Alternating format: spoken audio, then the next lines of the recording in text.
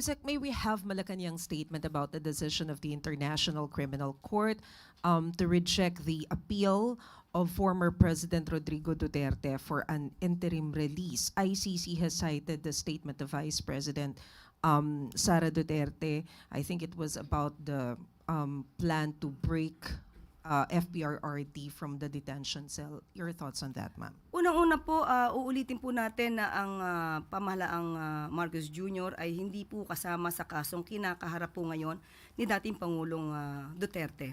So kung ano man po ang naging desisyon ng ICC, hayaan na lang po natin ang mga abogado nila at ang mga parties dyan na sila pong gumawa ng aksyon. Pero despite po the considerations cited by the ICC, may mga inilabas pa rin po na statement. For example, si Congressman Pulong saying na it is a political theater to all kidnappers of my father. I will make sure that you will pay for this crime that you have committed.